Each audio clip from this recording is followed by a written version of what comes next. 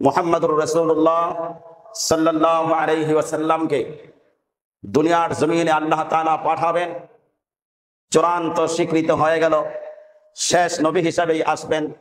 শেষ নবী হিসাবে যখন দুনিয়ার জমিনে আগমন করবেন, তার মাত্র এক পুরুষ পূর্বে নবীজি সাল্লাল্লাহু আলাইহি ওয়াসাল্লামের দুনিয়াতে আসার এক পুরুষ পূর্বে খাজা আব্দুল্লাহ যখন মুহাম্মদুর রাসূলুল্লাহ সাল্লাল্লাহু আলাইহি সাল্লামকে পবিত্র পানি রূপে গ্রহণ করতেছিলেন, চলতেছিলেন, আল্লাহ তাআলা যখন নবীজি সাল্লাল্লাহু আলাইহি সাল্লামকে খাজা আব্দুল্লাহর ভিতরে রাখছেন, এখন পর্যন্ত মায়ের উদরে যায় নাই। ওই সময় পর্যন্ত মক্কার এমন কোন নারী ছিল না যে খাজা আব্দুল্লাহকে নিজেদের জানের চাইতে বেশি ভালোবাসে না। কেন? যে খাজা আব্দুল্লাহকে যে বিবাহ করতে পারবে, খাজা আব্দুল্লাহ থেকে এমন একজন সন্তানের জন্ম হবে, সেই সন্তান হবে বিশ্বনবী সরকারে দো আলম নূরে মুজাসসাম খাতামুন নবিয়্যিন আশরাফুল আম্বিয়া মুহাম্মদুর রাসূলুল্লাহ সাল্লাল্লাহু আলাইহি ওয়াসাল্লাম।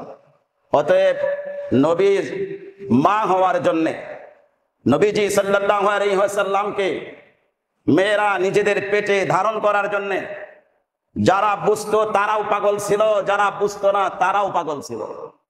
এক কথায় খাজা আব্দুল্লাহকে দেখার পর সকলেই অস্থির হয়ে যেত, যেন মুহাম্মদুর রাসূলুল্লাহ সাল্লাল্লাহু আলাইহি ওয়াসাল্লামের মা হতে পারি। এই জন্যে খাজা আব্দুল্লাহকে বিবাহ করা দরকার।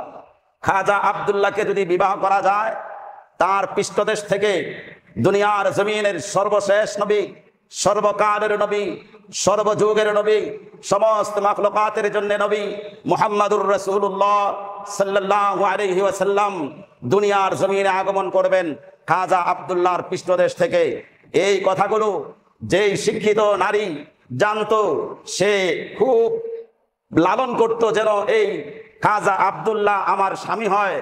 এই কথাগুলো আপনাদের সম্মুখে গত সপ্তাহে আমি বলতেছিলাম যে ব্যবসার উদ্দেশ্যে যখন যাইতেছিল, ওনার জন্যে আগের কিতাব তাওরাত পড়ে পণ্ডিত্য অর্জন করে মুহাম্মদুর রাসূলুল্লাহ সাল্লাল্লাহু আলাইহি ওয়াসাল্লামের বাবা কেমন হবে তার সমস্ত সিরত সুরত যখন জানা হয়ে গেল, তখন তার জন্য সকলেই ব্যাকুল হয়ে গেল। খাজা আব্দুল্লাহ মুহাম্মদুর রাসূলুল্লাহ সাল্লাল্লাহু আলাইহি ওয়াসাল্লামের মাতা আমিনাকে যখন বিবাহ করলেন, বিবাহ হয়ে যাওয়ার পরে দাম্পত্য জীবন তথা বাসর সজ্জা যখন কমপ্লিট হলো, আল্লাহ পাক রব্বুল আলামিন খাজা আব্দুল্লাহর পৃষ্ঠদেশ থেকে মুহাম্মদুর রাসূলুল্লাহ সাল্লাল্লাহু আলাইহি ওয়াসাল্লামকে আমিনার জঠরে যখন পাঠিয়ে দিলেন, আল্লাহ পাক রব্বুল আলামিন আব্দুল্লাহর চেহারা থেকে সেই নূর সরাইয়া দিলেন।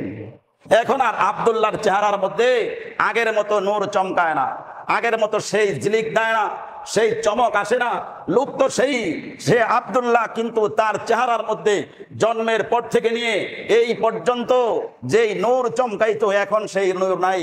মহিলারা, মেয়েরা যারা খাজা আব্দুল্লাহকে বিবাহের আগে দেখেছে, তারাই বিবাহের পরে বলেছে এ সেই আব্দুল্লাহ নয়, যে তার ভিতরে বসবাস করতেছিল, যে তার মধ্যে ছিল মুহাম্মদুর রাসূলুল্লাহ, সে চলে গেছে, যার জঠরে চলেছে, যার রহমে গেছে, যার পেটে চলে গেছে, তার চেয়ে সৌভাগ্যশীলা, তার চেয়ে পদমর্যাদায় দুনিয়ার জমিনে ওই সময়ে আর কেউ ছিল না।